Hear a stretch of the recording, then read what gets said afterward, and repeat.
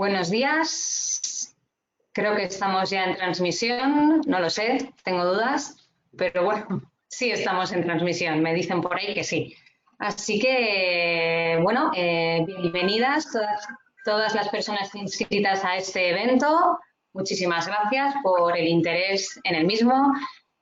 Como vicepresidenta de la Federación de Planificación Familiar Estatal, para mí es todo un honor presentar, junto a la Agencia Española de Cooperación Internacional para el Desarrollo, el informe sobre el estado de la población mundial del Fondo de Población de Naciones Unidas. Y para ello, bueno, ya creo que algunos y algunas veréis, está Fernando Jiménez Ontiveros Diego, director de Cooperación Multilateral, Horizontal y Financiera de la Agencia Española de Cooperación Internacional para el Desarrollo, que en adelante, para abreviar un poquito, nombraremos como AECID, y a Jaume Nadal Roig, representante del Fondo de Población de Naciones Unidas en Ucrania.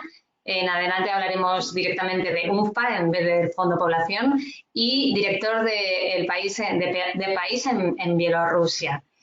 Estamos deseando escucharles, pero nos parecía interesante contar con más voces en esta presentación, y para ello tenemos una fila cero en la que estarán Ana Belén Fernández, parlamentaria integrante de la Comisión de Cooperación Internacional para el Desarrollo, que por el momento excusa su asistencia, llegará más tarde porque tiene una sesión de control al Gobierno hoy, como muchas y muchas sabréis.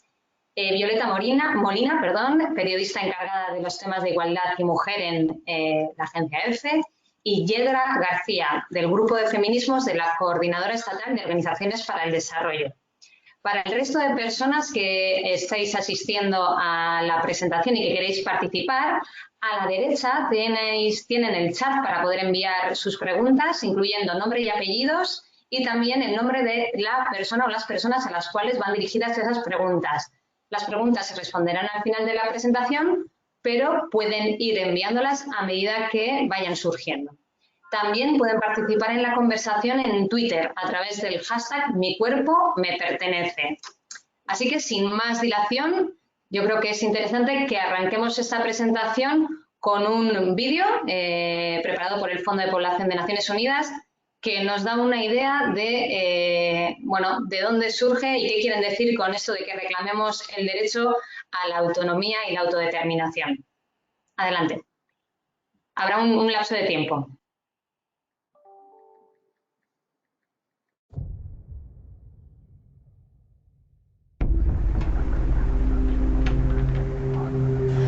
Na verdade, eu ainda não sabia bem o que é isso da autonomia corporal.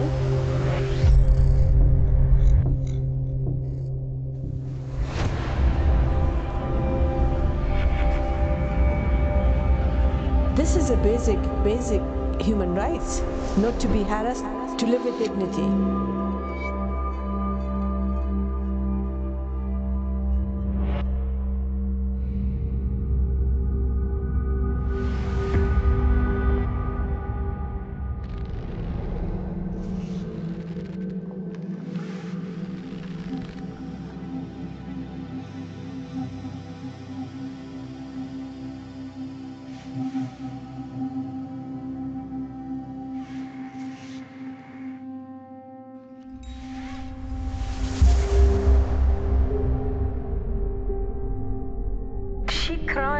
She said, they raped me.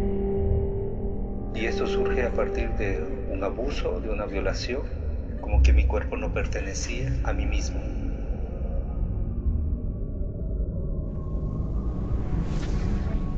This is torture. This is against human rights. This is against the dignity of this woman. Le vrai problème est que ces tests n'ont pas de fondement médical. Families collude with medical professionals to sterilize them.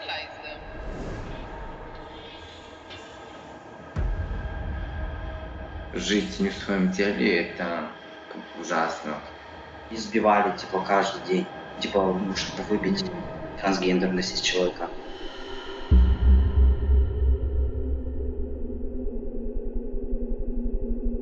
Son obligadas, por ejemplo, a tener relaciones sexogenitales. Ainda que a mulher não tenha vontade ou prazer sexual na altura, ela sente-se obrigada a fazer porque o parceiro quer.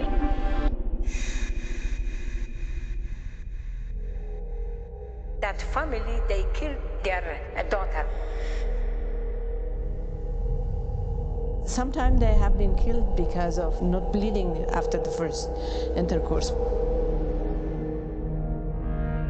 They have knowledge gap, they have misconception. A comprehensive sex ed curriculum would be critical. In many cultures, it's very stigmatizing, even go to a reproductive health service facility. Women and girls reported over and over again things that their male partners did to make it impossible for them to control their bodies and particularly to control their using contraception. Es muy común, ¿no?, legislar de una forma que no habla con las comunidades de las cuales está cambiando la legislación. When our laws and our policies are vague and our language is ambiguous, it doesn't provide for survivors or people who are experiencing this level of abuse or violence.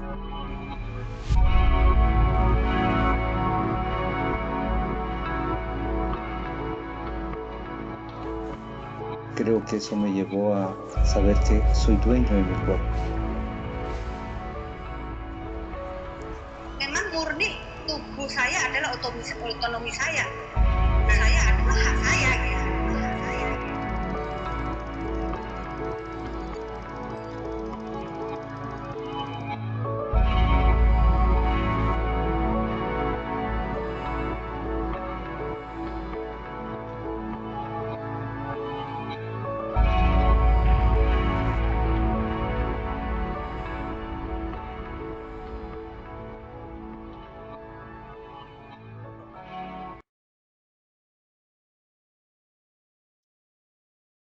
Bueno, pues nos ha encantado este vídeo.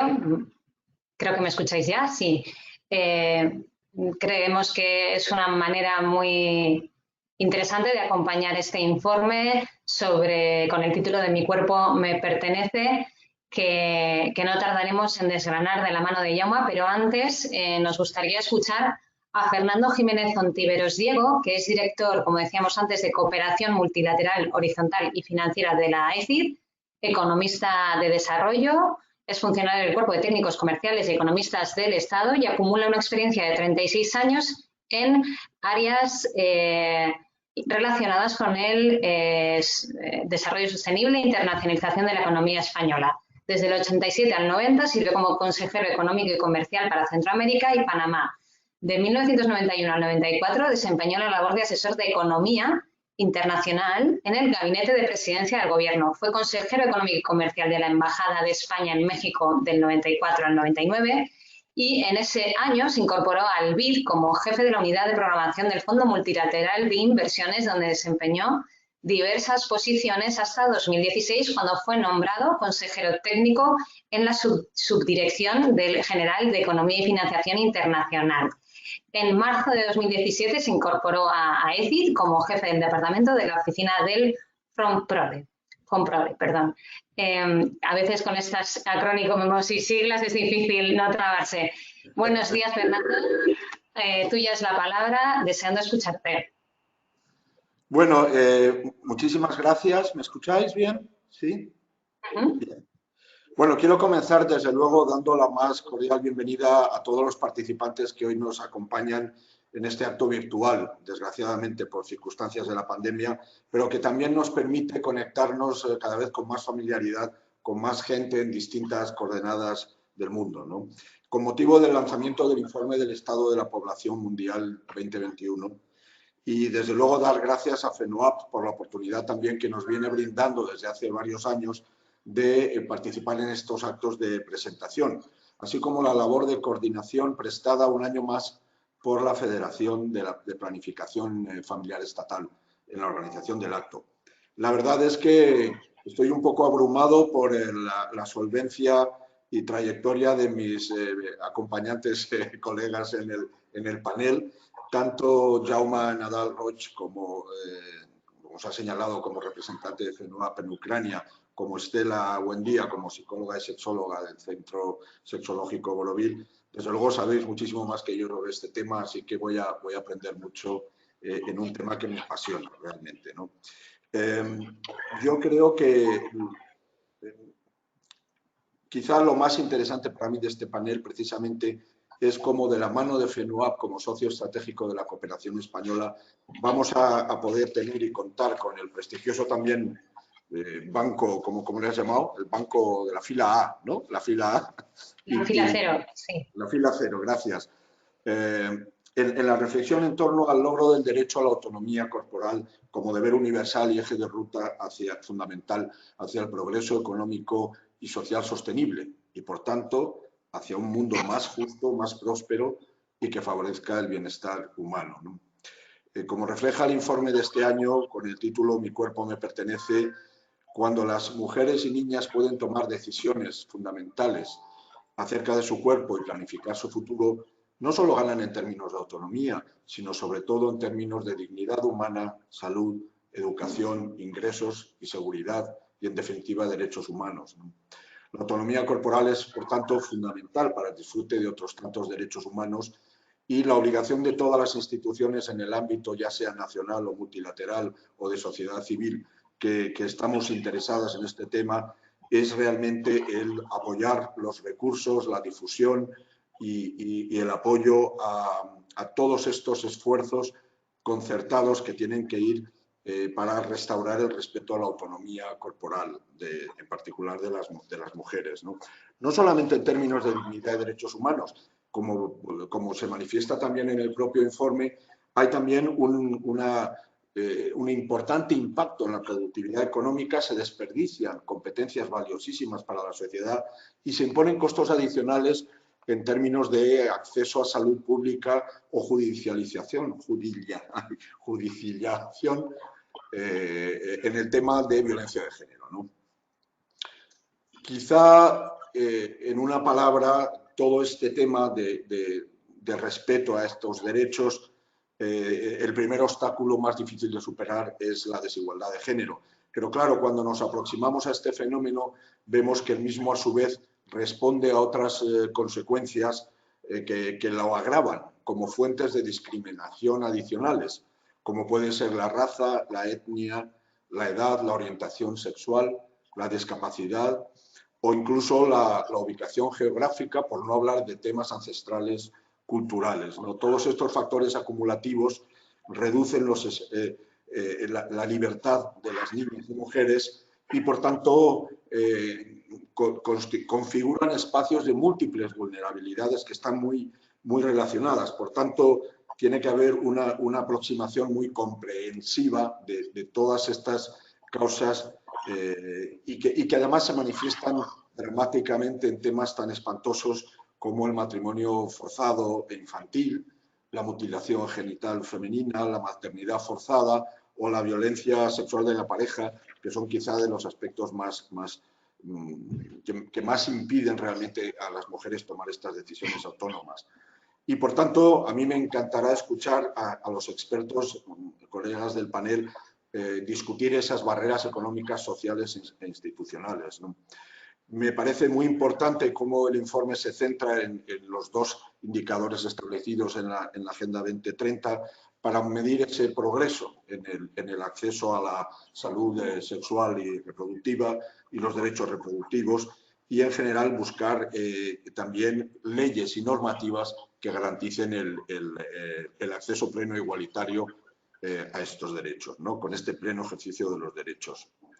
Nosotros hemos seguido muy de cerca todo este esfuerzo concertado internacional que ya, en consonancia, por ejemplo, con el programa de acción elaborado en el 94, con ocasión de la Conferencia Internacional sobre la Población y el Desarrollo, y que ha tenido su corolario pues, desde la cumbre de 2016 en Estambul, en que se ratificó la igualdad de género y el respeto de los derechos humanos de mujeres y niñas, la cumbre de Nairobi del 19, en que hablaba de la autonomía e integridad corporal para establecer compromisos, y la plataforma en 2020, la plataforma de acción de Beijing, que ha dado un nuevo impulso a la campaña de Naciones Unidas Generación Igualdad, ¿no?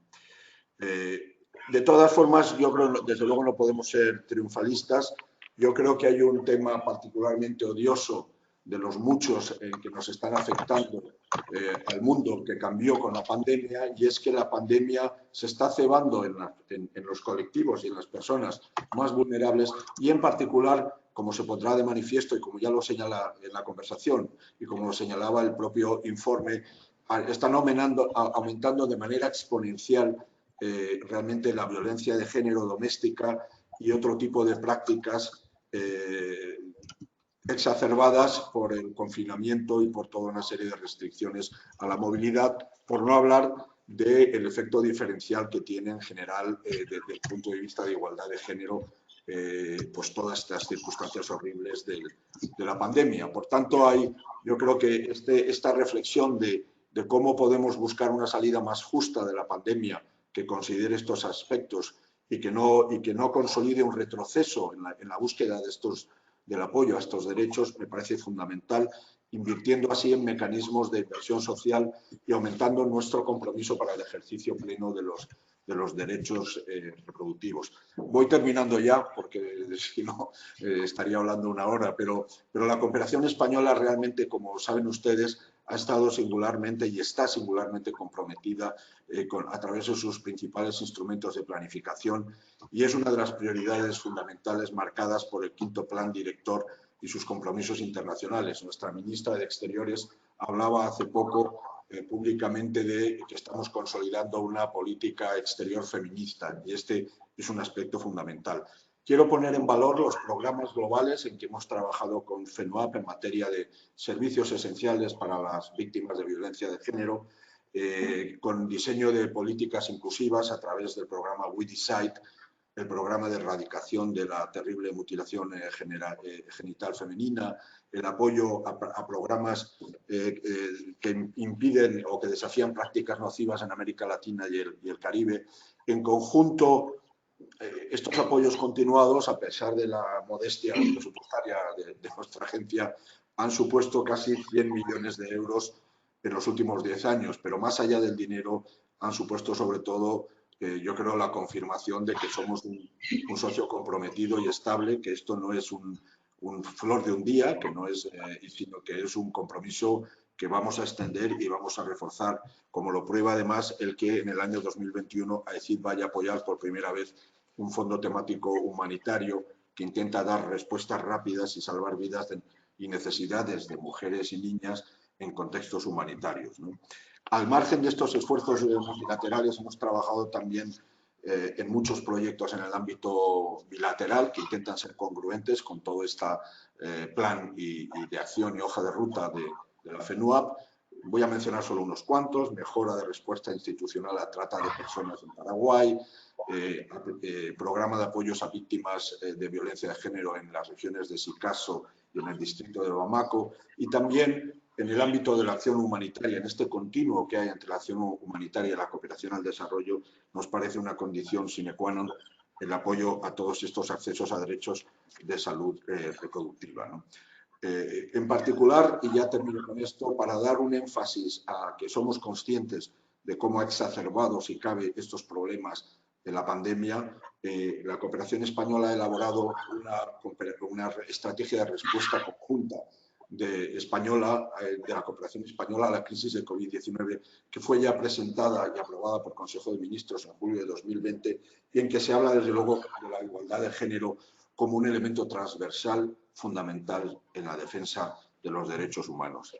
Y poco más. Realmente nosotros hemos presentado también la resolución sobre mujeres, niñas y COVID-19, que se adoptó recientemente por consenso en la tercera comisión de ACNUR, y estamos inmersos en la campaña de Generación Igualdad que se ha puesto en marcha con ocasión del 25 aniversario de la plataforma de Beijing, donde España colabora esa coalición sobre justicia y derechos económicos.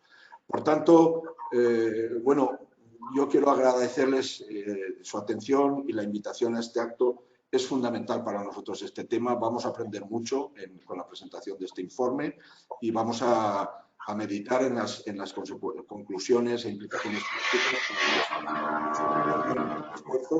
Y de nuevo agradecer a la FENUAP y a la Federación esta oportunidad de participar en la presentación de un informe que es el mejor recordatorio que podemos tener de nuestra responsabilidad y compromiso en la construcción.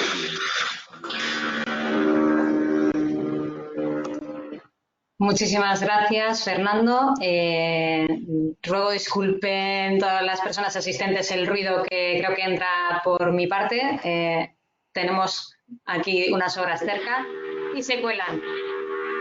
Mil disculpas por mi parte en este sentido, pero bueno, lo superaremos. Interesantísima y fundamental la labor de AECID en lo que nos trae aquí, ¿no? En la salud y los derechos sexuales y reproductivos y la cooperación.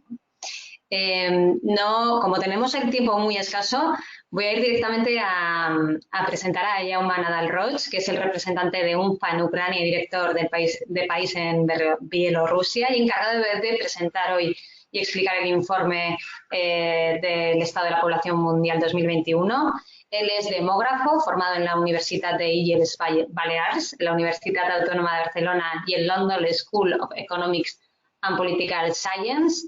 Tiene más de 20 años de experiencia en Naciones Unidas. Inició su carrera en 1995 como consultor en iniciativas de desarrollo regional de la Unión Europea en Baleares y desde 1996 está unido al Fondo de Población de Naciones Unidas, donde se incorpora en 1999 como oficial de programas en la División para América Latina y el Caribe. Y en 2004 es nombrado subdirector de la Oficina para el Caribe Anglófono, donde coordinó el diseño y ejecución del programa subregional en 15 países y 7 territorios no independientes. En 2009 pasa a ocupar la representación de UNFPA en Bolivia, donde ejerce interinamente la coordinación residente del Sistema de Naciones Unidas entre 2012 y 2013, y en 2013 ya es nombrado representante en Egipto para, en 2015 en Brasil, hasta su traslado por fin a Kiev, donde se encuentra desde 2009 para ocupar esta posición actual. Jaume, muchísimas gracias por estar con nosotras y tuya es la palabra porque estamos deseando desgranar y conocer mejor este informe 2021.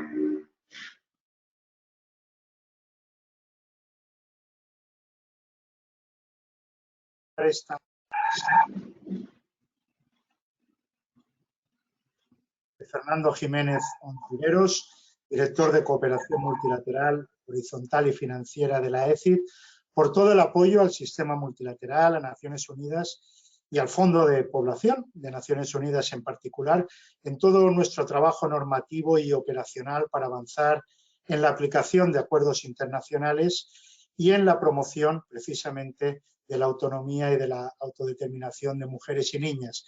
Estamos además muy satisfechos y querría aprovechar esta oportunidad para felicitar al Gobierno de España por la adopción de una política exterior feminista. Creemos que va a ser sumamente útil en el avance de esta causa. Quisiera también agradecer a la Federación de Planificación Familiar de España por la organización del evento y también, a la vez, que reconocer y felicitar a la Federación por el excelentísimo trabajo que realiza en la promoción de los derechos y de la salud sexual y reproductiva en España, pero también en el resto del mundo. Y en este sentido me alegra mucho poder contar con la participación tuya, Estela, como vicepresidenta de la Federación en este evento. Y querría también agradecer a todas y a todos los presentes por la atención y por el interés en este tema. Estoy seguro que en este informe van a encontrar información relevante para su trabajo, bien sea político, académico o activista, para promover la autonomía y la determinación de mujeres y niñas. Y antes de pasar a lo que es el contenido mismo del informe, me gustaría decir algunas palabras acerca del informe sobre el estado de la población mundial, qué es, y sobre el Fondo de Población de Naciones Unidas. Muy brevemente. El informe sobre la población mundial se publica desde el año 1978. Es un informe que pone de relieve la importancia de ciertos temas escogidos anualmente en el contexto del trabajo del Fondo de Población, pero que desde 1994 se enfoca particularmente en lo que es la implementación del Programa de Acción de Cairo, de la Conferencia Internacional de Población y Desarrollo, y en la actualidad de los Objetivos de Desarrollo Sostenibles. Típicamente, el informe presenta una síntesis sobre el tema del cual se trata, cuál es el estado de la cuestión, cuáles son las causas, los efectos, las tendencias. La idea, en definitiva, es generar atención de ciertas audiencias clave y movilizar a la opinión pública en relación al tema. Este año, el informe trata de un tema central en la promoción de la equidad de género, que no es otro, como ya ha sido mencionado, que la autonomía corporal como un requisito fundamental en la autodeterminación de la mujer y para el logro de los Objetivos de Desarrollo Sostenible de la Agenda 2030.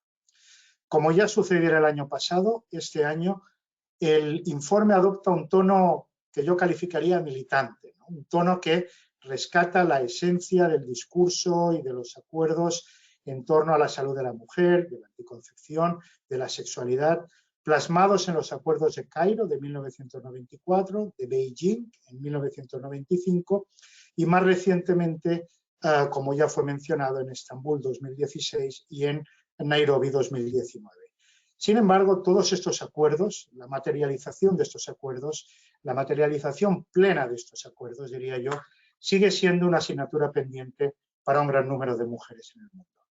El informe destaca cómo la pandemia del COVID-19 ha revelado la fragilidad e incluso la reversión de algunos de los logros que han sido alcanzados desde entonces. Y hace un llamamiento a la comunidad internacional para redoblar sus esfuerzos en pro de la autonomía y de la autodeterminación de mujeres y niñas. Me gustaría decir unas breves palabras también acerca del Fondo de Población. El objetivo del Fondo de Población de Naciones Unidas, una organización que fue establecida en el año 1969 bajo la Asamblea General de la ONU, es asegurar precisamente la plena autonomía y el poder de decisión de mujeres y niñas en todo lo concerniente a su salud sexual y reproductiva y sus derechos.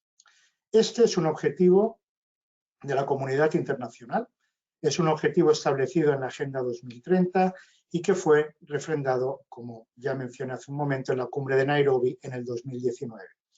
En UNFPA, en el Fondo de Población, lo hemos articulado alrededor de lo que nosotros llamamos los tres objetivos transformadores o tres resultados estratégicos de nuestro trabajo.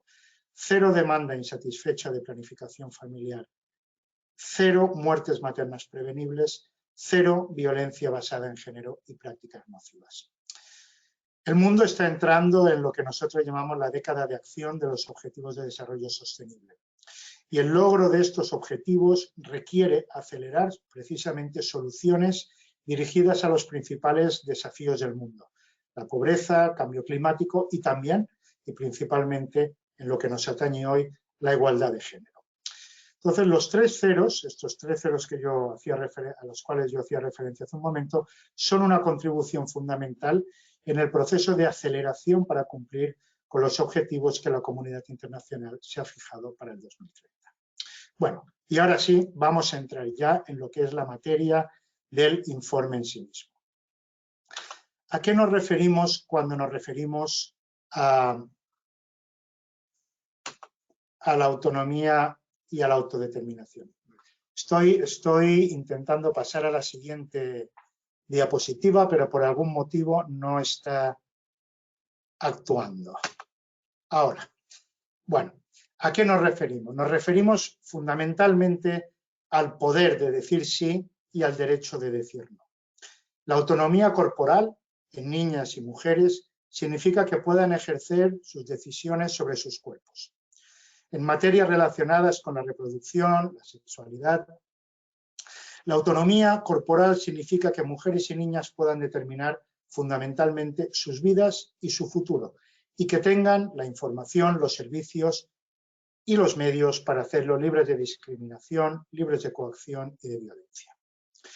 El derecho a la autonomía corporal rara vez se ha reconocido explícitamente y como tal en los instrumentos formales de derechos humanos, a pesar de ser un elemento implícito en todos los derechos humanos, en la medida en la que reconocen la capacidad de tomar decisiones sobre el propio cuerpo, la vida personal y el futuro.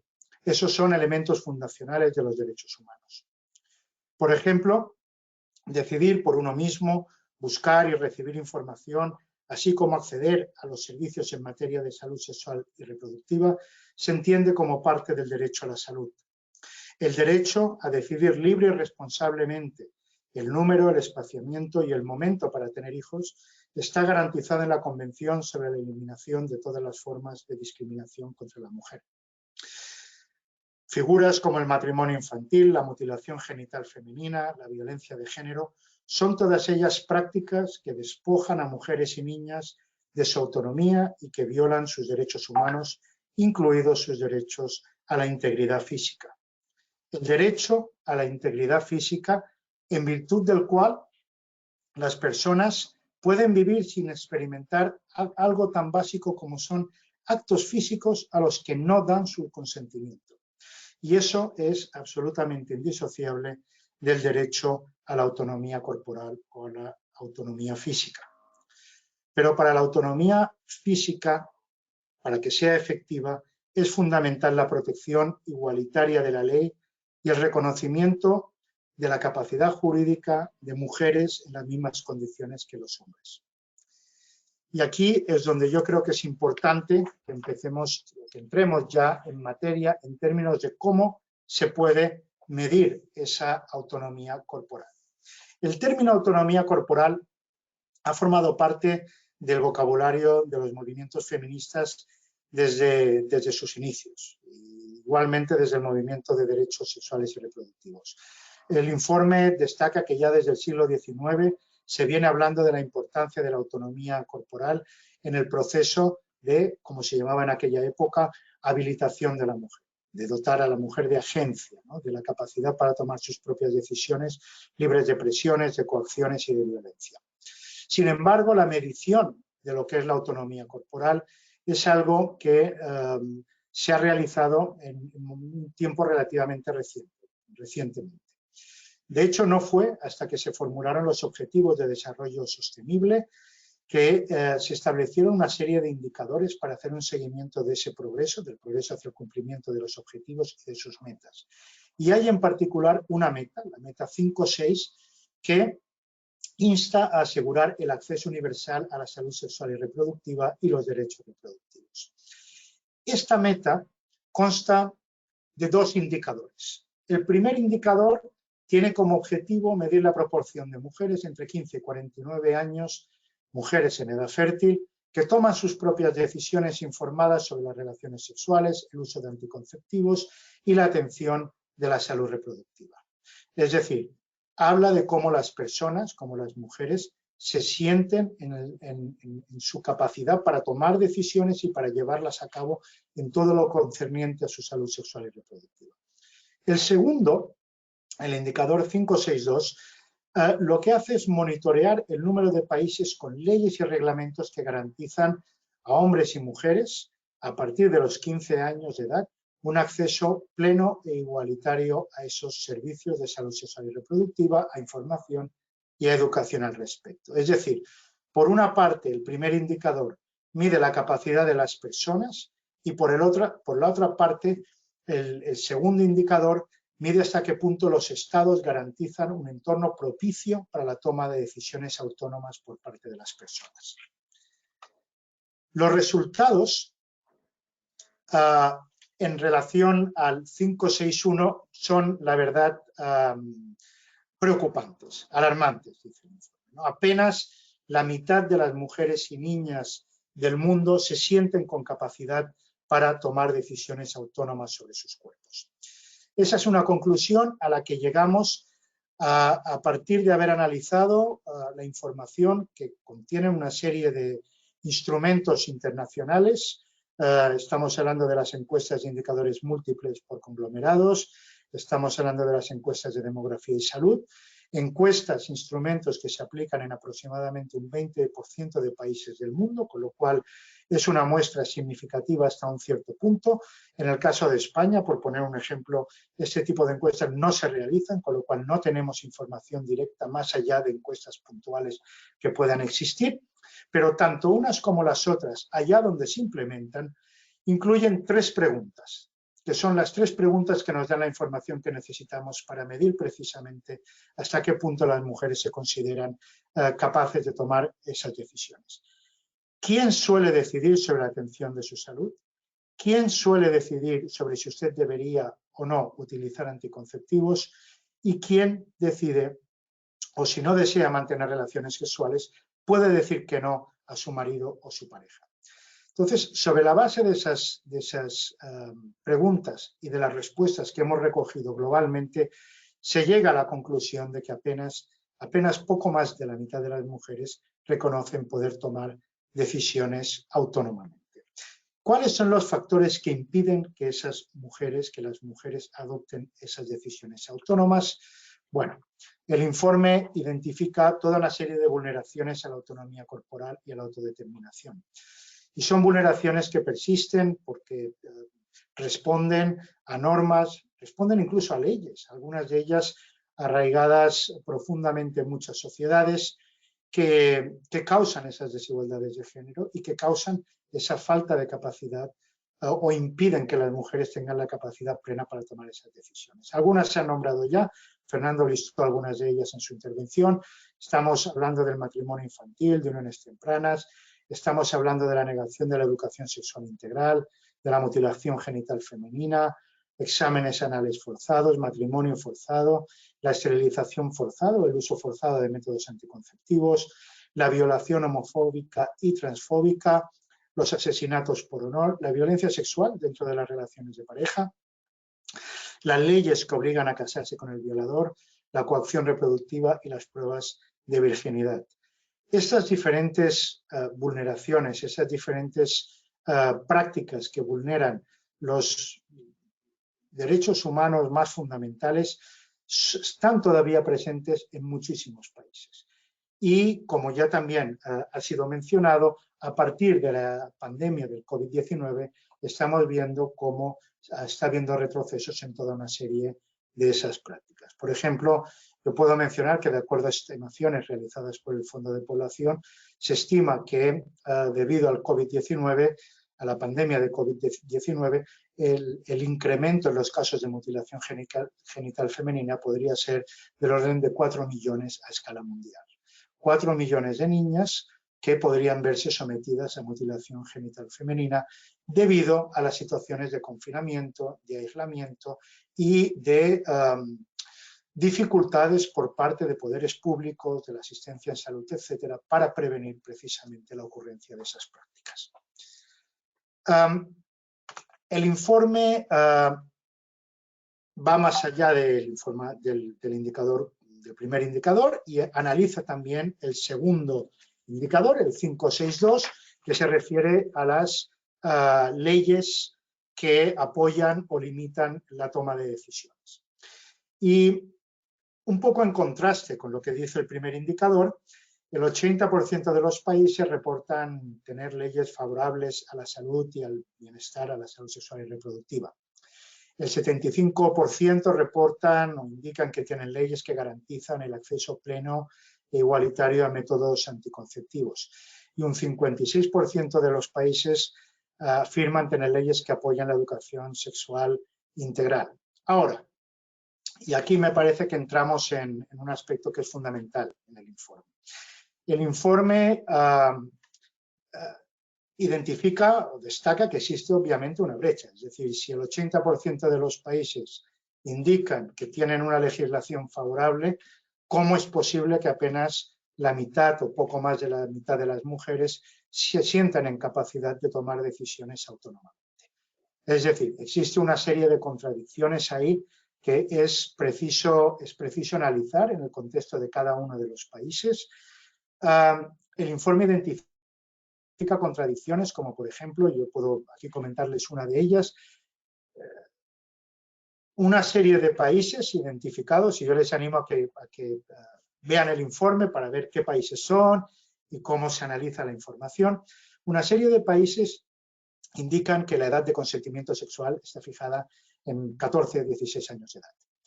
Para esos mismos países, el informe identifica que las personas, las niñas y adolescentes entre 14 y 18 años carecen de acceso a la educación sexual integral y que hasta los 18 años, hasta la mayoría de edad, carecen de acceso a métodos anticonceptivos. Es decir, existe una contradicción entre diferentes instrumentos legislativos según los cuales están capacitadas o se les reconoce la autonomía para mantener relaciones sexuales, pero se les niega, por otra parte, el acceso a información y a servicios fundamentales para protegerse de embarazos no deseados, no planificados, para también protegerse de infecciones de transmisión sexual y para simplemente gozar o disfrutar de una sexualidad plena en la adolescencia. Eso es un ejemplo, lo estoy mencionando apenas como un ejemplo de las contradicciones que se presentan en el informe. Pero es que el informe también va más allá de lo que fue acordado en el 94 en Cairo y de lo que fue acordado en el 95 en Beijing, y hace un llamamiento para incorporar nuevos elementos dentro del debate de la salud sexual y reproductiva y los derechos sexuales y reproductivos. Y el informe hace mención específica, por ejemplo, a lo concerniente a los derechos LGBTI, a la transición de género para la población trans, hace una mención específica a la situación del aborto en el mundo, hace una mención específica también a cuestiones de última generación, si tanto se quiere, como es la subrogación, que es un componente fundamental, yo diría, en todo el debate acerca de los derechos reproductivos en tiempos recientes. Igualmente, el informe hace una mención concreta al trabajo sexual. No necesariamente aportando respuestas concretas sobre si debería ser prohibido, aprobado, regulado, etcétera, aporta elementos para el debate. Y yo quisiera realmente incidir mucho en eso. El informe no es concluyente en toda una serie de temas, pero sí que aporta elementos para el debate público, para informar el debate público y social sobre esos asuntos, que son asuntos realmente pues, de mucho calado social. El informe plantea una serie de líneas de intervención prioritarias para lograr que el derecho a la autonomía corporal sea universal, y hace un llamado para que realmente exista el compromiso para que se alcance ese derecho a la autonomía corporal. Y el primer paso sería realmente la formulación y la ratificación del propio concepto en la legislación nacional y en los programas nacionales, ¿no? Es demasiada gente la que desconoce que tiene derecho a decidir sobre su propio cuerpo y sobre su futuro. Y, en fin, yo que vengo de la trayectoria de trabajar en desarrollo por muchos años, llama la atención como muchas mujeres se sorprenden en el momento en el que se realizan campañas de concienciación, por ejemplo en Egipto, sobre la mutilación genital femenina, sobre el hecho de que tienen derecho a decir que no, de que el poder de decir sí y el derecho a decir no es algo que no podemos tomar como algo que las personas asumen como tal, ¿no? Entonces es necesario que ese derecho sea conocido por todas y por todos. El informe propone una serie de intervenciones: promover la educación, abordar la normatividad social, involucrar al personal de salud, revisar los marcos normativos y la legislación para eliminar esas contradicciones que puedan existir y hacer un seguimiento del progreso en la implementación de políticas y programas que promuevan la autonomía y la autodeterminación y de su inclusividad. Inclusividad para no dejar a nadie atrás, inclusividad para garantizar que todos los colectivos sean efectivamente incluidos en ese progreso. Tres mensajes clave que yo creo que el informe está intentando transmitir. El primero de ellos es acabar con el control. Nuestras comunidades, nuestros países solo van a poder prosperar si las personas, especialmente mujeres y niñas, pueden decidir acerca de sus propios cuerpos y planificar su futuro sin ser controladas. Garantizar el acceso. Cuando mujeres y niñas pueden poner en práctica sus decisiones más fundamentales sobre sus propios cuerpos, es decir, acceder a servicios, acceder a información y ejercer esa toma de decisiones, no solo ganan en términos de autonomía, sino también de salud, de educación, de ingresos, de seguridad, lo cual las beneficia a ellas primordialmente, pero a la sociedad en su conjunto. Y en tercer lugar, acelerar y sostener el progreso. Como ya se ha indicado, la pandemia de COVID-19 ha hecho retroceder algunos aspectos clave de la autonomía corporal y de la autodeterminación de mujeres y niñas, lo que compromete el ejercicio y la garantía de sus derechos humanos y compromete de manera importante el progreso hacia la Agenda 2030 y sus objetivos de desarrollo 2030. Entonces, este es el momento de acelerar y de sostener el progreso y de no permitir que la pandemia de COVID, que como indicó Fernando, se ha cebado en las poblaciones más vulnerables, impida continuar con ese avance. Bueno, con eso yo concluyo mi intervención, agradeciéndoles nuevamente toda la atención y quedo a disposición para las preguntas que puedan tener. Gracias.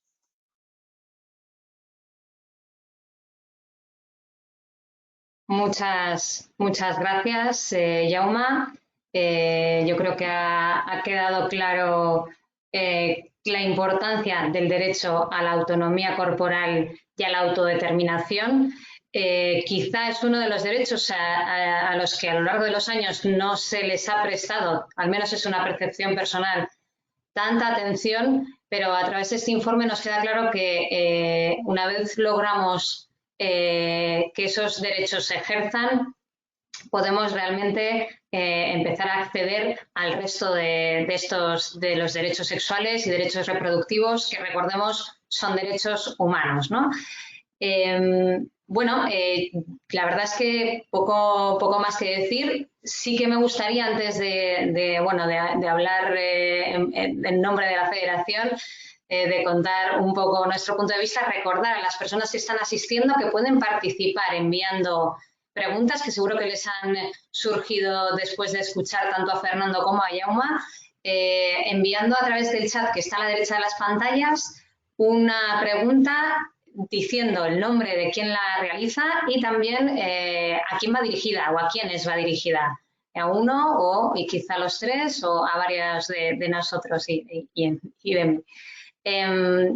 Me gustaría, quizá hacer una aproximación a quién es la Federación de Planificación Familiar, que efectivamente organizamos el evento, ¿no? La Federación de Planificación Familiar está formada es una organización no gubernamental que promueve el derecho de todas las personas a decidir libremente sobre su sexualidad y su reproducción y que presta servicios de atención a la salud sexual y la salud reproductiva. Está formada por personas y asociaciones en diversas comunidades autónomas, es socio implementador de la UNFPA en el Estado español y es miembro de la Federación Internacional de Planificación Familiar. Trabajamos en red, además, con otras entidades nacionales, estatales e internacionales. Desde su constitución, la Federación ha hecho las veces de Secretaría Técnica del Intergrupo Parlamentario sobre Población, Desarrollo y Salud Reproductiva, un papel que desempeña desde su área internacional organizando actividades como seminarios, visitas de estudio o encuentros con personas expertas, elaborando y distribuyendo materiales y prestando asesoría técnica en materia de derechos y salud reproductiva en coordinación con otras entidades y con el Fondo de Población. En este marco es siempre un gran honor poder ser la entidad que se ha encargado de la presentación de este informe que cada año el Fondo de Población presenta a nivel mundial. En esta ocasión, nos llama a reclamar este derecho de autonomía y autodeterminación, especialmente para las mujeres y niñas, poner el énfasis en ellas, en ese desigual poder que tienen en diversas regiones del mundo y en determinados contextos, pues como decía Jaume, ¿no? Sobre todo fijándose en dimensiones recogidas por los ODS, por esa Agenda 2030 tan importante para todas y todos, que son el cuidado de la salud, la anticoncepción y las relaciones sexuales, y no solo pone el foco ahí, sino que también entra a mirar las leyes que están apoyando o no, pues todo ello, ¿no? Pero nosotros queríamos acercarnos a nuestro contexto, a qué ocurre en el Estado español cuando analizamos un poquito los parámetros y los planteamientos que nos realiza el informe durante este año. Bueno, lo primero, decir que creemos obvio que este país ha avanzado mucho en las últimas décadas y sin duda las organizaciones sociales hemos tenido un importante papel en esto. Sin embargo, estamos por debajo de algunos países de nuestro entorno en algunos asuntos y, sobre todo, constatamos que siguen existiendo desigualdades en nuestro país, tanto entre las mujeres como entre los territorios en los que viven las mujeres. Para defender el derecho a la autonomía sexual, no solo es necesario empoderar a las mujeres para tomar decisiones sobre su salud y sobre sus cuerpos, tal y como recoge el informe, sino que también es imprescindible que cuenten con los recursos necesarios para llevar a la práctica estas decisiones. Y en esos recursos estarían esa educación sexual integral que les ayuda a protegerse a sí mismas y que fomenta valores de respeto, consentimiento e igualdad. ¿Qué ocurre con la educación sexual en nuestro contexto? Bueno, se acaba de incluir la educación sexual en la nueva ley de educación. Hemos sido insistentes en ello, en coordinación con otras organizaciones y colectivos, y bueno, pues se ha conseguido que esa inclusión tuviera lugar. ¿Qué nos falta? Pues es necesario que se concrete a través de la implementación. ¿Cómo y quiénes la van a impartir? Y se tiene que garantizar que todas las niñas y todos los niños y todas las y los adolescentes puedan recibirla, porque nos preocupa que en algunos territorios se les vaya a impedir. Otro de los recursos que necesitan mujeres y niñas para hacer efectivo estos derechos es pues el acceso a la atención a la salud sexual y reproductiva, ¿no? Porque efectivamente para tener este derecho tenemos que tener la libertad de acudir a consulta médica cuando sea necesario y ser informadas de manera adecuada en esas consultas. En este sentido, consideramos que la renovación de la Estrategia Nacional de Salud Sexual y Reproductiva es una buena noticia, pero siguen existiendo inequidades territoriales. Queremos llamar la atención sobre la gran deficiencia de información a las mujeres desde las instancias sanitarias y públicas. Creemos que es mejorable que es necesaria una mejora del acceso a los servicios de salud sexual, salud reproductiva y planificación familiar, especialmente para los grupos más vulnerables de la población, como las personas jóvenes, inmigradas, personas con diversidad funcional o con dificultades sociales. La mejora también de los medios y recursos para dar información precisa y necesaria que garantice el consentimiento informado y la autonomía de la paciente. Y seguimos insistiendo en algo que es como una de nuestras banderas, que es el desarrollo de centros de atención a la sexualidad específicas para los y las jóvenes, adaptados a sus contextos y a sus lenguajes. En el terreno de la anticoncepción, porque efectivamente la autonomía corporal significa poder decidir si las mujeres quieren quedarse embarazadas o no y cuándo, cómo, hemos de decir que el 40% de las mujeres en España no utiliza ningún método anticonceptivo. Así que defendemos que la financiación pública de los métodos anticonceptivos modernos, que son los más seguros y fiables, y también la mejora del acceso a la información sobre estos métodos.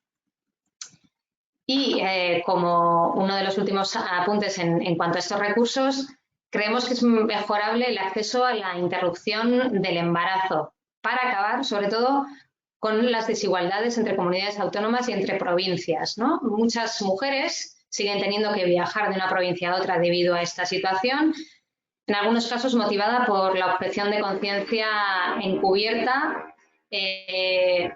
Desestigmatizar, también es necesario desestigmatizar al personal sanitario que realiza estas prácticas y facilitar que, bueno, pues que se pueda denunciar el acoso, que algunas mujeres que acuden a las clínicas o a los servicios donde está acreditada la realización de las IVES no reciban ese acoso, ¿no?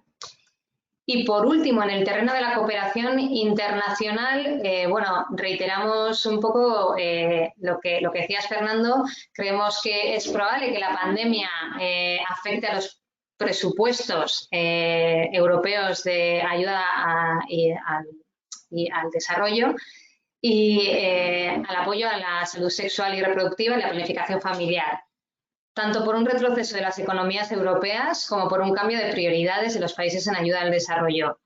Sí es verdad que a pesar de estas previsiones sombrías, algunos países europeos están planificando un aumento de la financiación para salud sexual reproductiva y para planificación familiar en los próximos años, de acuerdo con las declaraciones expresadas en la cumbre de Nairobi, que ya se ha nombrado, tanto por gobiernos de la Unión Europea como bueno, pues eso, por otros que no lo son.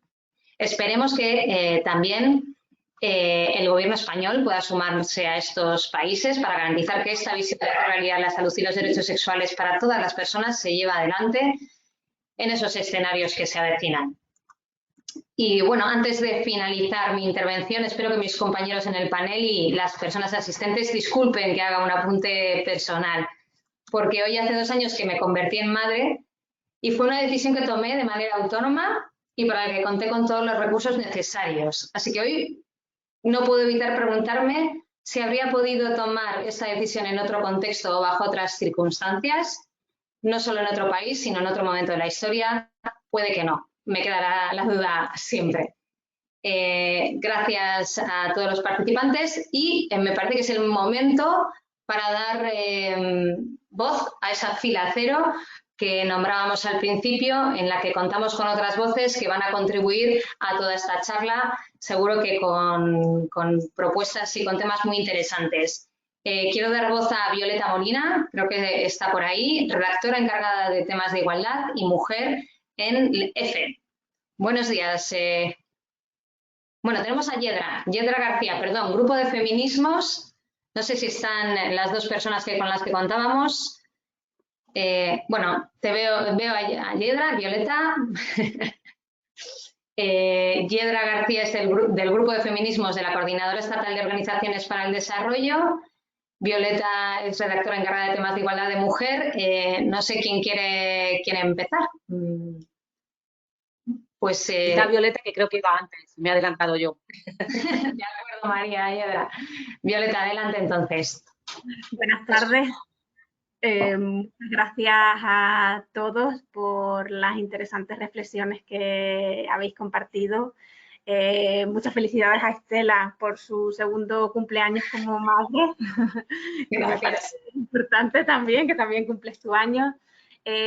Lo primero que quería decir es que la agencia EFE como medio público, como institución pública, tiene un compromiso reconocido, reiterado, por contribuir a luchar contra las discriminaciones que padecen las mujeres, contra las discriminaciones que padecen todos los colectivos, pero las mujeres no somos un colectivo, somos la mitad de la población, y en nuestra estrategia de comunicación, que está regida además por esa necesidad de prestar un servicio a la sociedad, un servicio público, tenemos un compromiso y tratamos de visibilizar en la medida de nuestras posibilidades todas las discriminaciones y todas estas violencias que desvela este estudio necesario del Fondo de Población de las Naciones Unidas, como la violencia contra la mujer como máximo exponente de esa discriminación y esa desigualdad.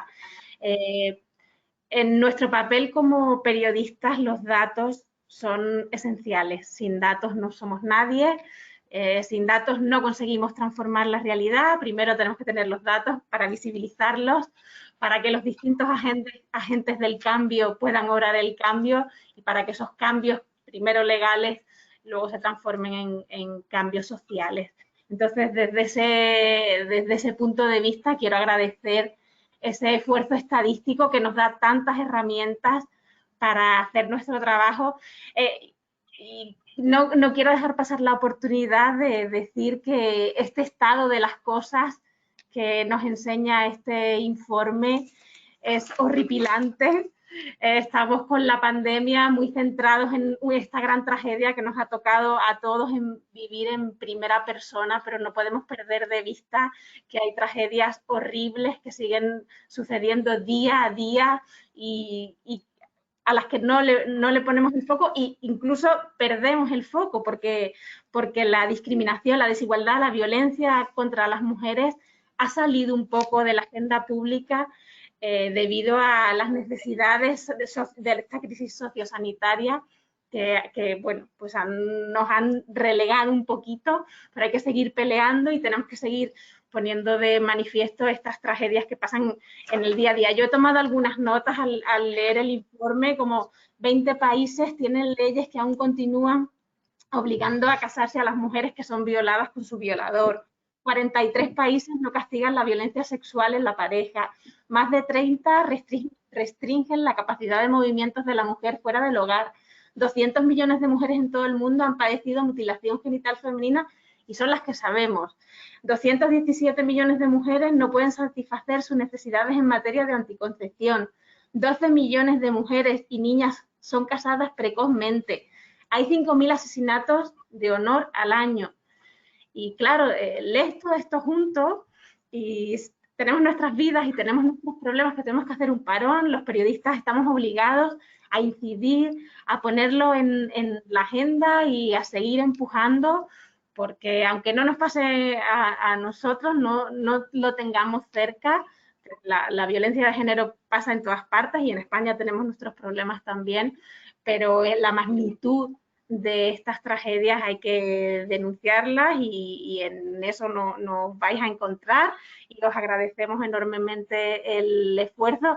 Aprovecho la intervención para preguntar si me podríais contar un poco el impacto de estas discriminaciones en el colectivo de las mujeres trans y en el colectivo de las mujeres LGTBI, porque hay un gran desconocimiento sobre esto. Y también si me podríais decir un ejemplo de país que haya avanzado en estos indicadores y que pueda servir de modelo para otros que van más retrasados y tienen que mejorar. Y sin más, no monopolizo más la intervención, que hay muchas cosas interesantes y otras compañeras ponentes. Y nada, os agradezco mucho la oportunidad que me habéis dado de participar. Gracias, Violeta. No sé si te parece, Yedra, que intervengas tú y recogemos todas las preguntas de toda la fila cero y os responden al final. Adelante, Yedra. Perfecto, muchas gracias, Violeta. Bueno, desde el grupo de feminismos de la Coordinadora de ONGs queremos dar las gracias al Fondo de Poblaciones de Naciones Unidas, así como a la Federación de Planificación Familiar Estatal y a la ECID, como organizadores, por este nuevo informe sobre el estado de la población mundial. Nuevamente, se resalta que la agenda de la salud y los derechos sexuales y reproductivos es una agenda que avanza lentamente y de manera desigual. Hace 10 años, en la revisión del 15 aniversario de Beijing, se recordaba a los estados el compromiso asumido en 1995 en relación con la coherencia de políticas comerciales, financieras y migratorias. Basta con mirar la prensa o ver los telediarios para encontrar esta demanda de hace 25 años totalmente vigente. Asimismo, las dos principales herramientas que se propusieron en 1995, transversalización del enfoque de género a todos los niveles y fomento de procesos de empoderamiento en mujeres y niñas, no se ha asentado en las políticas públicas. En muchas ocasiones se ha instrumentalizado para subir en el ranking de estados igualitarios, sin generar cambios de calado ni cambiar la posición de las mujeres con respecto a los hombres. Han servido para maquillar la realidad, pero la cara era la misma. En la reunión en Nairobi de noviembre de 2019, quedó claro que se ha avanzado en estos años, tanto en la reducción global de las muertes maternas como en el crecimiento de acceso de adolescentes y mujeres a la salud sexual y la consiguiente reducción de la pobreza. Sin embargo, los esfuerzos son importantes pero insuficientes y no han llegado por igual a todas las mujeres del mundo. Se recordó que para conseguir alcanzar las metas de la Agenda 2030 había que abordar la problemática de la emergencia climática y realizar una inversión sólida en materia de salud y derechos sexuales y reproductivos. Efectivamente, si miramos los datos en frío, podemos afirmar que la situación ha mejorado en los últimos años. Sin embargo, las recientes crisis económicas y la actual crisis sanitaria y global han puesto en tela de juicio esos supuestos logros, ya que ha roto el espejismo de la igualdad y se ha podido constatar que en situaciones de crisis las mujeres somos quienes salimos más perjudicadas. Eso prueba el escaso asentamiento de los logros y que el sistema patriarcal sigue estando muy presente. Por otro lado, el supuesto camino hacia la igualdad ha ido de la mano de un capitalismo cada vez más feroz y productivista, que no permite que la vida esté en el centro. Este sistema no pone en valor el trabajo de cuidados. Al revés, lo precariza y lo invisibiliza, a pesar de que gran parte del tiempo de las mujeres está destinado a los cuidados. Tal y como se destacaba en las conclusiones del ciclo de webinarios organizados por Futuro en Común y por la Federación de Planificación Familiar Estatal, e impulsado por la Coordinadora de ONGs en el marco del 25 aniversario de Beijing, los gobiernos deben garantizar un enfoque interseccional, basado en los derechos humanos y con perspectiva de género, y establecer medidas que respondan a las necesidades de las poblaciones en mayor situación de marginalización y vulnerabilidad. Además, deben contribuir a asegurar que la respuesta a la COVID-19 no refuerza normas de género perjudiciales, prácticas discriminatorias ni desiguales, como se comentaba anteriormente, por ejemplo, en relación a las prácticas nocivas que han aumentado a raíz de la COVID-19. Para agravar aún más la situación, los grupos conservadores en contra de la salud y los derechos de las mujeres están cobrando más fuerza, a la vez que se están reduciendo los fondos para abordar los derechos y la salud sexual y reproductiva. Queremos insistir en que las mujeres y las niñas, en toda su diversidad, desempeñan un papel vital como agentes del desarrollo. El logro de la igualdad de género, la agencia de las mujeres y la plena realización de sus derechos, especialmente el derecho a la autonomía corporal, tan escasamente cumplido por los datos que se nos presentan hoy, así como la participación y el liderazgo plenos y efectivos de las mujeres, dependen de que se aborde de una manera integral la agenda postergada en materia de salud y derechos sexuales y reproductivos. Es por eso que ahora más que nunca, de manera urgente, se precisan políticas feministas y transformadoras que busquen cambios estructurales, como por ejemplo, legislaciones que exijan la cotitularidad de las propiedades, la sanción frente a la falta de corresponsabilidad de los hombres con su prole, la igualdad en el matrimonio o pareja de hecho, la revisión del derecho de familia, que en muchos contextos trata a las mujeres como personas tituladas por sus familias, la protección de las mujeres activistas y defensoras de derechos humanos frente a ataques de multinacionales extractivistas y grupos antiderechos, el control de las mujeres sobre su propio cuerpo, que sancionan el uso del cuerpo de las mujeres como arma de guerra o como herramienta para el capitalismo. Se precisan programas educativos que luchen contra el sexismo y fomenten una educación sexual respetuosa e igualitaria en los espacios de formación, tanto formal como informal. En definitiva, son esenciales políticas integrales, interseccionales y feministas. Muchas gracias. Muchas gracias, Yedra. Intervención fundamental desde esa coordinadora. Y yo creo que es momento, porque estamos intentando que entre también la tercera integrante de la fila cero, que es Ana Belén Fernández, parlamentaria, que, como hemos dicho, excusaba su ausencia porque estaba en el pleno de control. Estoy mirando la pantalla a la derecha porque por aquí me están chivando si va a poder entrar o no. Así que mientras lo conseguimos, ¿sí? ¿Estás por ahí? Ana Belén Fernández. No lo sé.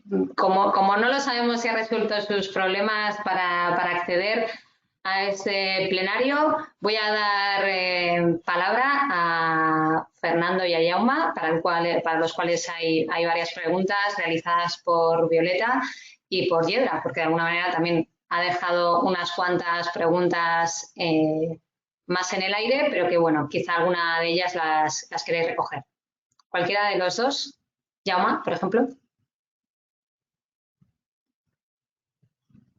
Sí, gracias. Bueno, la verdad es que son comentarios y preguntas sumamente pertinentes y con muchos de los cuales yo creo que me identifico plenamente, ¿no?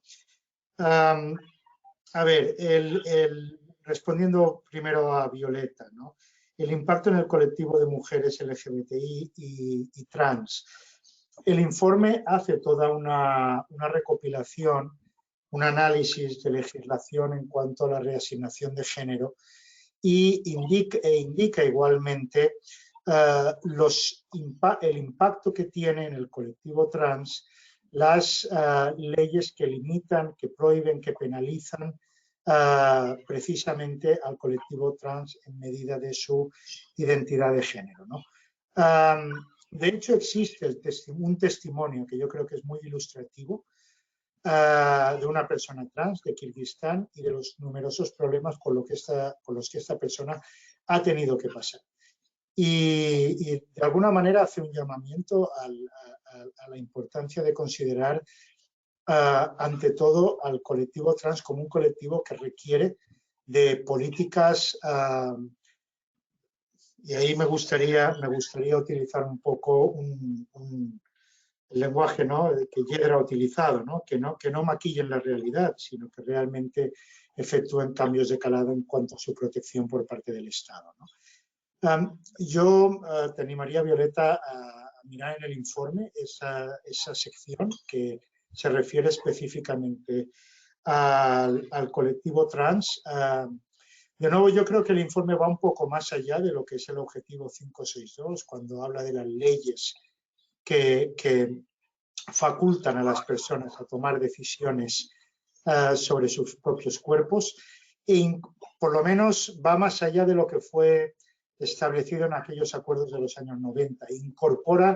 Incorpora cuestiones que son realmente de mucho calado. Yo creo que hacer una referencia precisamente a la situación por la que atraviesa el colectivo trans es muy importante, y creo que también abordar otros temas que a mí me consta son temas complejos, como por ejemplo la subrogación y otros temas, es valiente por parte del informe, ¿no? ¿Qué país ha avanzado y puede considerarse un modelo? El informe no contiene ninguna referencia a eso. El informe no dice, bueno, el país, ¿no?, que más avanzado es este y habría que ir hacia eso. Yo creo que el informe incluye un anexo estadístico con información relativa a todos los Estados miembros de Naciones Unidas, que incorpora toda una serie de dimensiones de la salud sexual y reproductiva, de la autonomía corporal, etc. Permite ver dónde se encuentra cada uno de esos países. A lo mejor no permite ver como tal una tendencia, pero sí que permite ver en el momento actual dónde está cada uno de los países. De nuevo, eso es un anexo estadístico que está en el informe, y yo pues te animaría a ver el anexo y a formarte tu propia opinión en cuanto a eso, ¿no? En cuanto a Yedra, a los comentarios de Yedra, bueno, poco que agregar. La verdad es que efectivamente el avance es lento y desigual. El informe que el UNFPA publicó el año pasado, el informe sobre la población mundial del año pasado, era precisamente sobre prácticas nocivas, y ya en ese momento, el informe estaba redactándose cuando empezaba la pandemia del COVID-19, aún no había causado los estragos que ha acabado causando. En ese momento ya se indicaba que el progreso era lento, era desigual, no era satisfactorio, y que el mundo no estaba progresando de manera adecuada para llegar al 2030 con la erradicación, con la eliminación de esas prácticas nocivas, que son, por otra parte de los compromisos que la comunidad internacional se ha comprometido a asumir. Entonces, efectivamente, hacen falta cambios de calado. Efectivamente, creo que el COVID ha roto toda una serie de espejismos. El COVID ha puesto de manifiesto que algunos de esos avances eran frágiles y que realmente es necesario repensar las políticas públicas para garantizar que lo que venga a partir de ahora realmente, en inglés utilizan una expresión que es building back better, que se está utilizando mucho últimamente en la jerga del desarrollo internacional, que es algo así como reconstruir mejor o construir de nuevo mejor. Bueno, yo creo que estos son elementos que son fundamentales en ese discurso, en ese debate sobre cómo vamos a construir un mundo mejor saliendo del COVID. Esos serían mis comentarios por el momento. Gracias. Fernando, adelante. No te escuchamos, creo. Abriendo micro, supongo.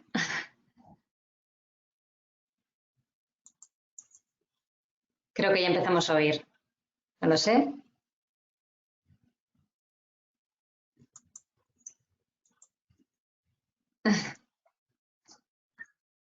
Vamos a ver si lo conseguimos. Mientras lo consigue Fernando, me gustaría excusar a Ana Belén Fernández. Nos pide que así lo hagamos porque por problemas informáticos le ha sido imposible acceder a este webinar, aunque le hubiera gustado. Fernando, gracias. Bueno, menos mal.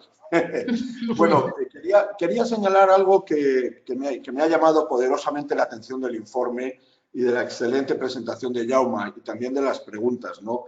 Yo creo que es particularmente perturbador el contraste entre los dos indicadores. Es decir, el porcentaje de países que proclama tener legislación favorecedora de la igualdad de género y, sin embargo, el desaliento a la hora de las respuestas concretas que Jaume contextualizaba muy bien y que incluso me han llevado a mí a sorprenderme incluso a nivel de nuestro propio país, que un 40%, si he entendido por bien un 40% de las mujeres y niñas españolas no estén utilizando ningún método anticonceptivo, me parece asombroso para un país que presume de un cierto desarrollo social y de derechos humanos como el nuestro, ¿no? Entonces, a mí me parece que efectivamente para pasar de países de leyes a países de ley hay que trascender efectivamente todo este tema que como ha dicho, me parece que era María Yedra, que a veces nos hemos puesto maquillaje para que parezca que hemos progresado, pero que en realidad no ha habido ese progreso. Yo creo que es fundamental profundizar en algo que intenté expresar y que también Jaume insistió. Hay que hablar de empoderamiento general de la mujer y profundizar más las restricciones culturales, económicas, etcétera, que están detrás de... Yo creo que hay dos elementos fundamentales. Uno es este de empoderamiento y el empoderamiento económico tiene muchísimo que ver. Yo en mi experiencia en el Banco Interamericano de Desarrollo, por ejemplo, a través de las microfinanzas había experiencias muy interesantes que además se replicaron de África a América Latina en empoderamiento de la mujer, en temas, por ejemplo, de bancas comunales con una participación de las mujeres y que eso le da a su vez pues, una mejora de la autoestima y de la percepción de la mujer de que puede realmente enfrentarse a su pareja y apostar por sus derechos y entre ellos obviamente al derecho de información y de acceso a salud reproductiva y autonomía sobre este tipo de decisiones. Otro tema que me parece muy importante es el que se ha señalado también de información. Realmente yo creo que, y esto está muy ligado también a temas culturales, yo creo que tenemos que intentar ser imaginativos para buscar, por eso me gustó también esa mención, Estela, que tú hacías a que haya centros de atención especial, que hablen el idioma de los jóvenes y que estén orientados realmente a este colectivo, porque creo que hay unas barreras también semánticas, lingüísticas y de dinámica social que a veces desde los poderes públicos pues no somos capaces de entender tanto y por eso es fundamental que haya instituciones y organizaciones y especialistas como vosotras que nos lo recuerden permanentemente. A mí me parece que en este sentido, como además también tengo entendido que había una pregunta de Virginia Russo, el tema cultural me parece fundamental. Nosotros,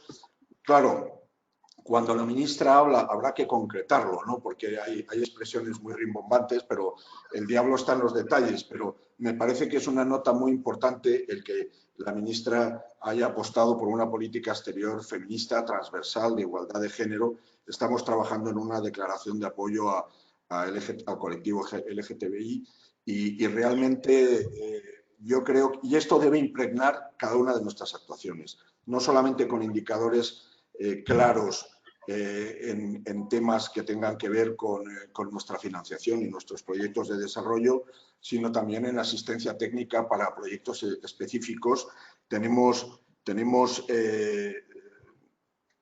Vamos a intentar que además que esta política feminista haya un seguimiento también a todo el fenómeno que se está forjando en torno al 8M y que se materialice en actuaciones muy específicas. Entonces, lo que queremos es buscar, y aprovecho ahí es que esté María Hiedra, tenemos, yo creo, una agenda de una redefinición de la relación que queremos tener desde la cooperación española con la sociedad civil y en particular con la coordinadora de ONGs y buscar, por tanto, un mayor protagonismo de las organizaciones no gubernamentales de desarrollo para que nos ayudéis a proyectos muy locales y donde realmente podamos innovar en términos de estas técnicas y modalidades de empoderamiento femenino y de información. En fin, no sé si esto ayuda mucho, pero me parece que efectivamente espero que en el informe del año que viene no haya ese contraste tan grande entre los dos indicadores. Muchas gracias. Muchas gracias, Fernando. Hacías referencia, yo creo que es momento de agradecer a las participantes de la Zona Cero sus intervenciones y dar la palabra a las asistentes, a todas las personas que han ido enviando sus preguntas, todas las mujeres, porque son todas mujeres que han ido enviando sus preguntas, o al menos eso inferimos por sus nombres.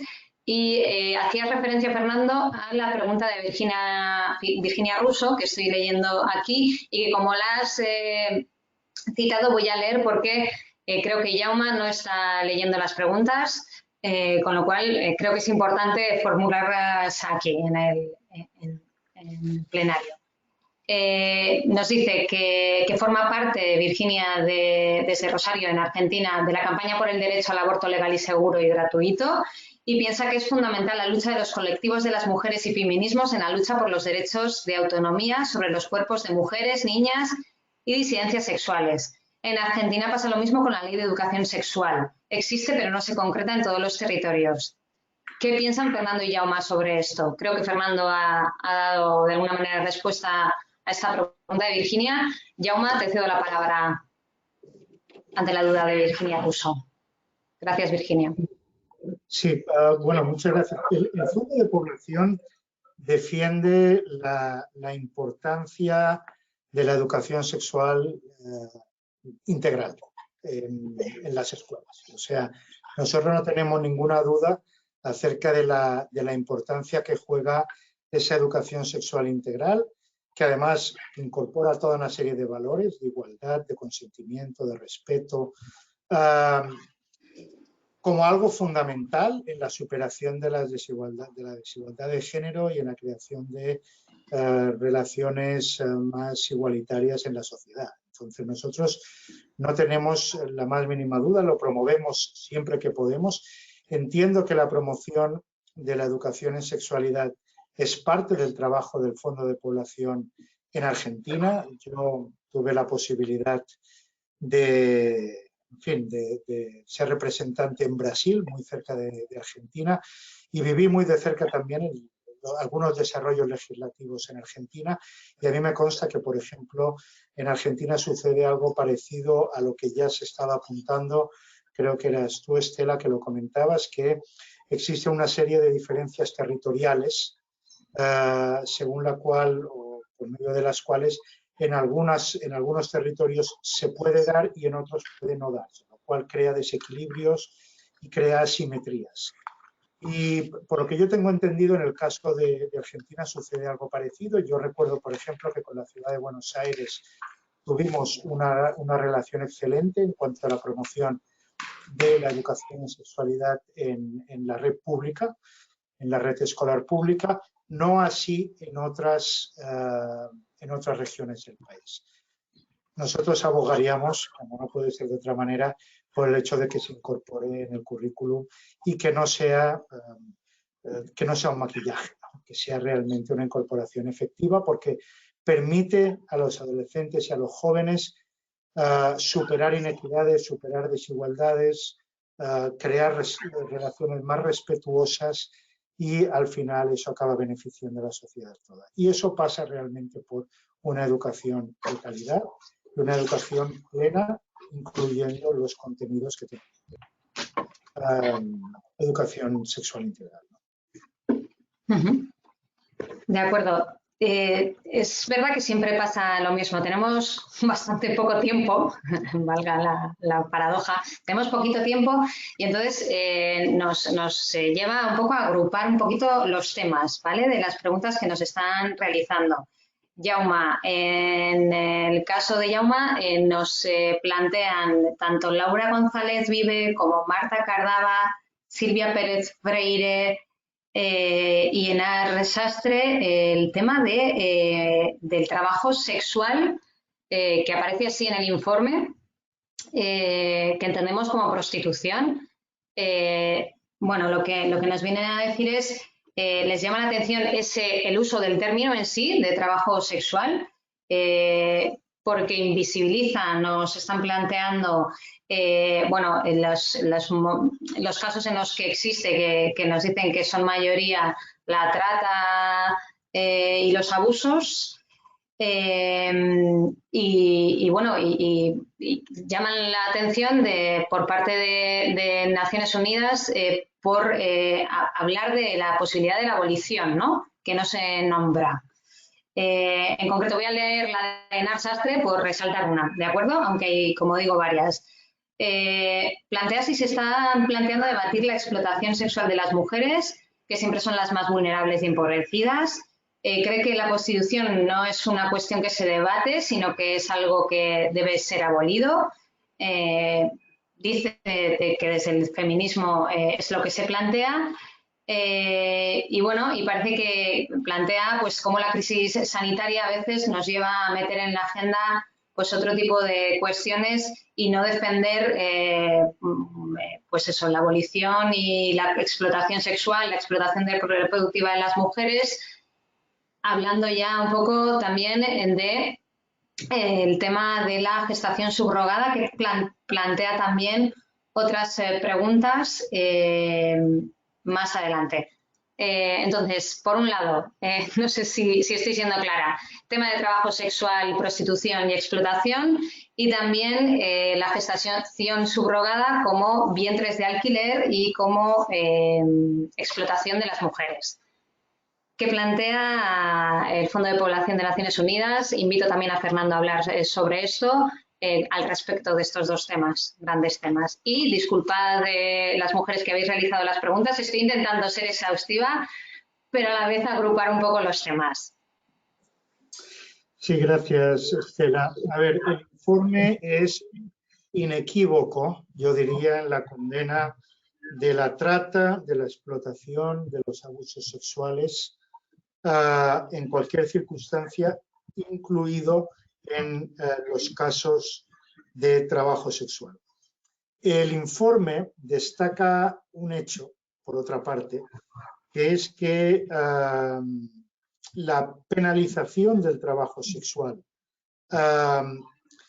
puede conllevar al hecho de que, a que se realice de manera clandestina y colocar en mayor situación de vulnerabilidad a las trabajadoras sexuales, cuyos derechos deben también ser respetados y deben ser contemplados. En Naciones Unidas hay posicionamientos desde el ámbito de la salud pública que llaman a una despenalización del trabajo sexual, pero obviamente eso no significa en absoluto una despenalización de la trata, de la explotación y del abuso. Eso está completamente fuera de cuestión, ¿no? Ahora, tanto ONUSIDA como la Organización Mundial de la Salud han, en diferentes ocasiones, mencionado la importancia de que el trabajo sexual no sea clandestino para poder trabajar con los diferentes colectivos de trabajadoras y trabajadores sexuales en la promoción y la defensa de sus derechos humanos. A ese punto sí hace referencia el informe. Y de nuevo, lo mismo que sucede con la subrogación, cuestiones de derechos humanos se invocan tanto por aquellos que defienden la abolición como por parte de aquellos que defienden su regulación. Lo que se condena en todos los casos, y de nuevo aquí el informe es inequívoco, es cualquier aspecto que tenga que ver con la trata, con la explotación o con el abuso. no sé si he respondido de manera efectiva a la pregunta. Yo entiendo perfectamente la cuestión. El informe no es concluyente. El informe destaca que hay argumentos a favor y en contra desde una óptica de derechos humanos y, por ejemplo, desde una óptica mientras que de una óptica de salud pública se recomienda la despenalización para poder trabajar ciertos aspectos de salud pública y de promoción de los derechos de las personas que se dedican a ello, ¿no? Sí, es lo que tendría que decir sobre ello. Gracias. Hola. Sí, Fernando, te oímos. Sí, bueno, vamos a ver. A mí me parecen dos cuestiones fundamentales y tan fundamentales como complejas, ¿no? Entonces, digamos, todos tenemos una opinión personal. Yo creo que no es el foro para que yo emita mi opinión personal, pero la voy a emitir. Yo estoy absolutamente en contra de la prostitución. Me parece efectivamente que llamarle trabajo sexual no es, con todos los respetos al informe, a lo mejor puede inducir a...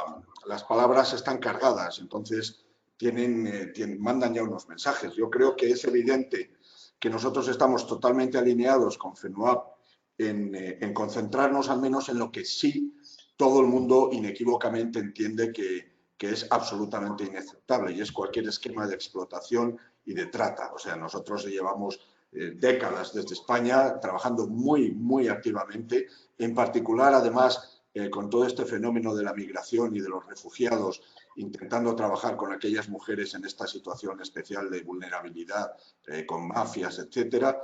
Tenemos programas en este sentido en Paraguay, que vamos a extender a Bolivia este año también, y me parece que el otro tema, el de la abolición de la prostitución, la verdad no soy un experto.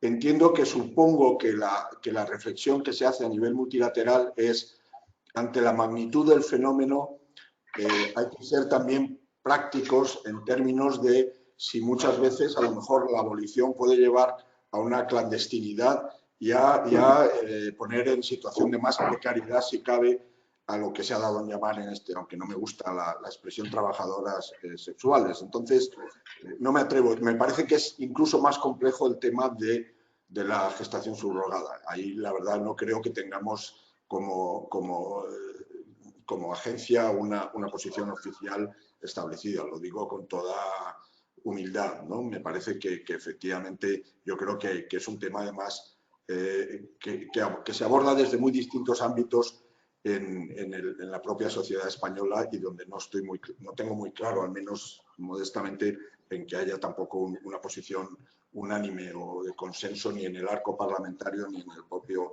espectro de la sociedad española. Pero en cualquier caso, yo creo que sería interesante conocer, porque creo que nos sorprenderíamos del porcentaje de la prostitución que se basa precisamente en situaciones de abuso de derechos de las mujeres que se ven sometidas a ello y de trata. Entonces yo creo que inevitablemente poner un énfasis en este tema tendrá un efecto, en cualquier caso, más allá de que se lleguen a consensos internacionales y a cuál sea la forma más pragmática de abordar este fenómeno. Me parece que el tema de la prevención de la trata es fundamental. Gracias. Muchas gracias. Bueno, creo que tenemos que cerrar ya, la verdad. Me gustaría lanzaros una pregunta que nos realizan también en el chat. Carla Covarrubia nos dice cuáles son los principales obstáculos para el pleno ejercicio de la autonomía y la autodeterminación. Ella habla de México y América Latina. Me gustaría que habláramos también de nuestro contexto. ¿Podréis responder a esta pregunta un poco global, que creo que nos puede servir de cierre, dejando fuera algunas de las cuestiones que recogeremos e intentaremos trasladar a los ponentes para que, de alguna manera se recojan esas preguntas y esas dudas? Brevemente. Sí, si yo tuviera que decirlo, bueno, el informe destaca 5 puntos, ¿no? Destaca, en primer lugar, la educación, que es clave, absolutamente clave, en promover la autonomía y la autodeterminación de mujeres. El informe destaca que las mujeres con un mayor nivel de educación tienen muchas más probabilidades de tomar sus propias decisiones sobre el uso de anticonceptivos, sobre la atención en salud, así como de decidir si quieren o no tener relaciones sexuales. El otro aspecto es abordar la normatividad social. Existe una normatividad social que obviamente no conduce al pleno ejercicio de los derechos, a la plena autonomía, que debe ser abordada, y ahí lista también toda una serie de ejemplos sobre cómo todavía hoy en día hay parte de la legislación, incluso en países avanzados, donde la mujer es prácticamente tutelada por el Estado o tutelada por los maridos, y a los que no se les permite el ejercicio pleno de su toma de decisiones.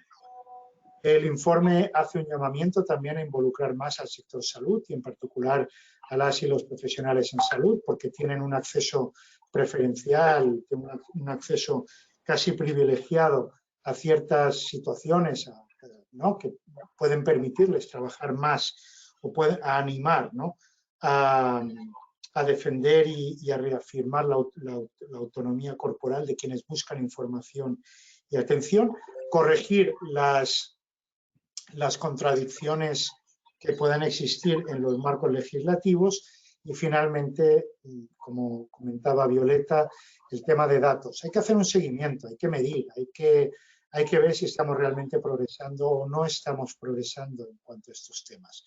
Esos son los 5 puntos que el informe menciona para garantizar que, digamos, esa brecha que existe entre el 80% y el 55% se cierra, ¿no?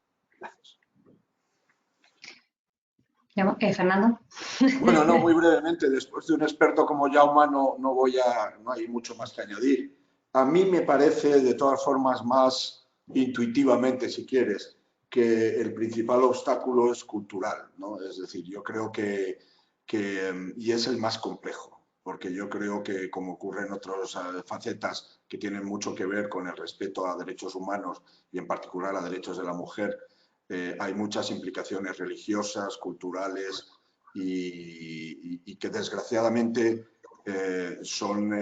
llevan a eso que me ha gustado como ha caracterizado Jaume, que es una tutela de la mujer tanto en el ámbito familiar como en el ámbito estatal. Entonces, yo creo que la información es un tema importante, como bien ha señalado Jaume, pero también creo que la cooperación debe tener una nueva condicionalidad, ¿no? O sea, nosotros, tanto a nivel de grandes organismos internacionales y ayuda financiera, como de pequeños proyectos de cooperación, si abogamos por una política feminista y queremos hacerla operativa, tiene que haber condicionantes para nuestro apoyo en determinados países y en determinados ámbitos, y tiene que informar de manera transversal absolutamente todo lo que hagamos. Pero ya digo, a mí me parece que habría que ser muy imaginativo en cuanto a buscar los canales que lleguen a las familias más humildes. Yo, por ejemplo, por deciros algo muy breve, ya termino, ¿no? Pero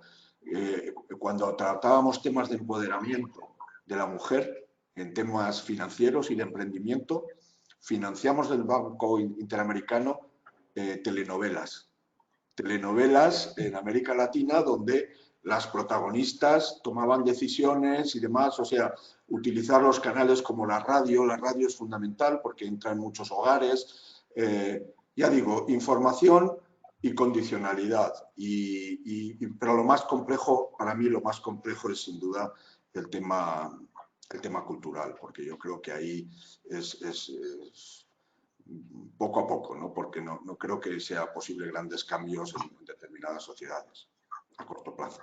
Gracias. Pues con estos mensajes nos quedamos. Os invitamos a que entréis en la web de la fpce.org para que podáis descargar el informe que ya está disponible y bueno, agradeceros nuevamente a Jaume, a Fernando, también a María Yedra, a Violeta en la fila cero, a todas las personas que se han interesado y estáis asistiendo a este webinar. Y bueno, os emplazamos a la próxima ocasión, que espero que sea pronto, con mejores resultados y mejores datos, porque es verdad que se nos ha quedado un poco, como decía Violeta, ha sido un poco escalofriante en algunos términos. Muchísimas gracias a todas y todos y sin más, que ya vamos muy tarde. Muchas gracias. Chao. Chao.